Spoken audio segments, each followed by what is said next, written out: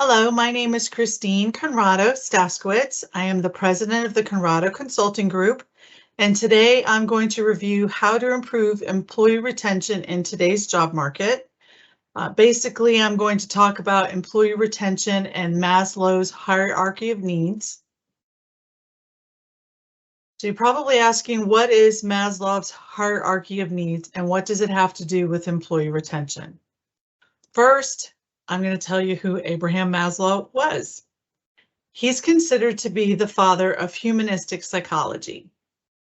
Humanistic psychology is a concept that, rather than concentrating on dysfunction, emphasizes looking at the entire individual and stress concepts such as free will, self-efficacy, and self-actualization. Humanistic psychology strives to help people fulfill their potential and maximize their well-being. And isn't that what we want for our employees? We want them to be able to reach their full potential and have their best life. Maslow developed a hierarchy of needs to explain human motivation. And you're probably asking yourself, what's this got to do with employee retention? Well, first we're going to delve into what is Maslow's hierarchy of needs. So it's broken into 3 different groups of needs. The first group is physiological needs, so food, water, warmth, and rest, and safety needs, security and safety. Now, everyone, no matter who they are, needs food, water, warmth, and rest and able to have a healthy life. They also need to have safety and security, and that means safety and security in a lot of different ways. So it means food security, shelter security, job security, knowing that when you get home at night that you're still going to have electricity because you have enough money to pay your electric bill is a basic need. And if you can't be comfortable about that, then you're not going to be at your best at work. So psychological needs are the next group of needs. So feeling that you belong somewhere, having love needs, and that means having intimate, close relationships, friendships, a boyfriend, a girlfriend, good relationship with the people that you work with. And then next would come esteem needs. So having a feeling of prestige and having a feeling of accomplishment, feeling good about what you're doing. Self-actualization is the next need that goes under self-fulfillment needs. So if you feel like you're living your best life at work, you've got great work-life balance, you can, take time off to go to the dentist or the doctor or go to your kid's soccer game, and you feel valued at work and that you're feeling fulfilled in what you do, you're getting what you need out of it. It's not just doing the same thing all the time. You don't have any room for growth. You don't have any ability to learn new tasks. So all of these needs fall under Maslow's hierarchy of needs, and they're all very important in being able to retain your employees. And this goes back 100 years or even more, could be 300 years if we go back to the 1700s. So the beginning of the Industrial Revolution started in the 17th century, which is the 1600s. And this first stage lasts all the way into the 19th century. And this is called the survival age. So people are looking for their physiological and safety needs to be met. We moved as a society from an agrarian society of family or baronial farms to people moving to large cities to find work in factories. Now, also at this time, there are craftspeople. They usually have a very small business run by the family. Maybe they're a watchmaker or candle maker or baker, or they have a shoemaking business, or they're a haberdasher or dressmaker. But it usually is within the family that they have people working for them. Sometimes they might have an apprentice from outside the family, but it's still a very small group. During this time, manufacturing started to switch from hand-making items to using machinery in manufacturing. People would take any job, no matter the danger, pay, or hours. When they made that switch from, working on a small family or baronial farm to going to work in a factory, they were taking whatever they could get. Unemployment and workers' compensation insurance didn't exist. It wasn't even a thought. Safety wasn't a consideration for most employers. If you got hurt on the job, you were responsible for your own medical care. If you couldn't go back to work, well, that's just too bad. And God forbid you should die, your family would lose their breadwinner, and a lot of times they would be living in the street. People worked to feed, clothe, and shelter their families. They didn't have money to save. They didn't have money for luxuries. Most people couldn't read and write. The second phase of the Industrial Revolution is the 19th to the mid-20th century, and we're going to call this the technology age. So people's psychological needs are being met. Belongingness and love needs are starting to be met. We saw rapid scientific discovery, standardization, mass production, and industrialization. We saw the first successful labor union in the USA, the American Federation of Labor, the AFL, started in 1866. There are always things that you hear about, we've got it so much better than our ancestors.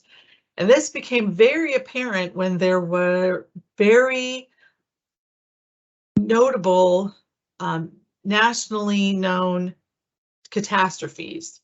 Like on December 6, 1907, 308 men and boys died in the Monaga, West Virginia mining explosion, and I apologize if I said that incorrectly. On March 25, 1911, 146 employees, mostly women and young girls, die in the Triangle Shirtwaist Factory fire in New York City. And they didn't just die in the fire from smoke inhalation. Several of them jumped to their deaths from several stories because they didn't want to burn to death in the fire. So it was a very emotional, very gut-wrenching accident that people heard about and started to demand safety in the workplace. In 1914, Henry Ford created the 40-hour work week. He believed that his employees needed to have work-life balance. They needed to have time to handle their own personal business and spend time with family and friends and just be well-rounded. Most people at this time had at least some elementary school education. People worked to provide a secure and stable lifestyle to their family, and they made enough money to save money to buy a house. Third phase of the Industrial Revolution was the mid and late 20th century. We're going to call this the Information Age. Psychological needs are continuing to be met, and we're reaching the esteem needs part of the psychological needs. In the 1940s, companies started offering paid vacation time to compete for scarce workers. In 1942, the Stabilization Act was passed to limit employers' freedom to increase wages and compete for scarce workers. That same year, companies started offering health insurance benefits to compete for scarce workers. So this is the first time that we really see employers offering more than just a paycheck to their employees to get the best that's out there. They're competing for people. This is when we first start seeing things really start to change for the employees' benefit. In 1965, the EEOC, the Equal Employment Opportunity Commission, is created. In 1971, OSHA is created, which is the Occupational Safety and Health Administration. Most can read and write at this point. Most people have a high school diploma. Many people go to college in part due to the GI Bill. And people work to provide a better life for their family. So they have the stability of coming from parents in a generation that had stable work and they could stay at home longer. And you see people getting married and moving out on their own versus getting married and living with one of the set of parents. So the fourth phase of the Industrial Revolution, which is the mid 20th century to present day, we call this the societal revolution. People are starting to have their self-fulfillment needs met, and they're reaching self-actualization. Most jobs offer paid time off, health insurance benefits, and other perks. Unemployment is low through most of this time. It hovers around 3 to 6% for long periods of time during this time. That's not to say there isn't higher periods or periods of higher unemployment, but they don't last as long as, let's say, like the Great Depression, where it lasted for a decade or more in some areas. And in some countries, it took them decades to recover. We are seeing the highest number of people in USA history going to college or getting certifications or formal training. Many manufacturing jobs involve technology training. The USA has become a service-based industry country versus a manufacturing or farming country. So we're seeing people less and less going into manufacturing for their career and more going into service-based. Maybe they're a plumber, or they're an electrician, or they're a lawyer, or a doctor, or an accountant, or they're a recruiter. People who work to obtain the lifestyle that they want, that is their primary goal. Work-life balance is driving factor, and they want to be able to live their best life. They want to take trips. They want to have a bigger house or a nicer car, or be able to send their kids to college without having to take out a loan, student loan, or a personal loan. So in summary, each phase in the Industrial Revolution has improved opportunities for people to build on the foundation their forefathers laid. As a result, each new generation wants to have a better life than their parents. If you want to retain employees, you must provide the culture and environment that will allow them to reach self-actualization, or you will continue to lose employees. I still talk with managers on a regular basis that have an attitude of, well, they should just be happy that they have a job. Those days are gone. You know, people are looking for jobs that are going to allow them to live their best life. They want to have a decent salary and benefits. They want to have work-life balance so that they can tend to their own personal business, be it, healthcare, or going to their child's soccer game, or being able to go, handle other personal business that, just pops up from time to time. Maybe you had a pipe burst at your house and you need to spend the day waiting for the plumber to come, those kinds of things. Some companies are flexible about that, and others would make you take vacation time for it. Now, those environments are very different, and people are looking more for the former and less for the latter.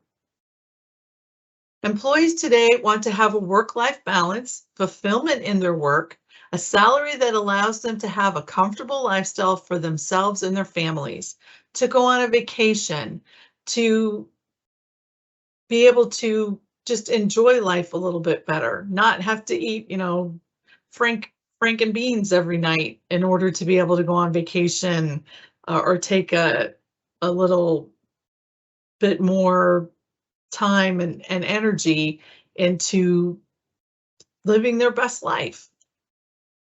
So I hope this information helps you retain the employees that you have and recruit new employees. It's very important that you have a culture and environment and benefits and a salary that is going to allow people to have their best life. I had an employer tell me once that he didn't want to help me put my kids through college. Well, that's why I'm working, is to put my kids through college. So basically, he was missing the point that people work to improve their life, to have the ability to just be able to sleep at night and feel comfortable about their future.